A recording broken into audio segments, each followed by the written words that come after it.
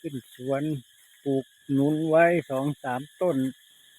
เป็นลูกอยู่นี่ไม่รู้จะสุกแล้วหรือยัง ถ้าสุกแล้วได้กิน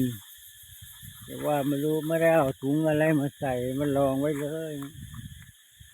ลูกหนุนลูกหนุนลูกหนุนอ๋อจะเรียกกระรอกกินหมดแล้วนี่ลูกหนุนนี่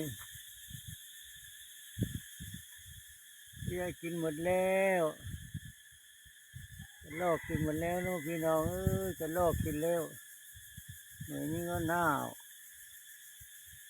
นี่ก็หนาวแล้วนู้กระรอกกินหมดแล้วนั่นกระรอกกระแตกินหมดแล้วนู้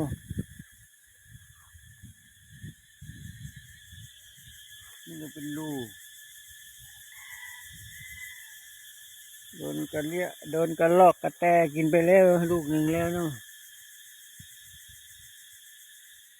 รอหัวบัดรอกระแตกินไปหน่วยหนึ่งแล้วมี4-5 หน่วยนี่แหละมันอยู่บนสวนบนควนพี่น้องไม่ได้เอาอะไรมาลองกระรอกกระเรียกกินหมดแล้วสวัสดีครับ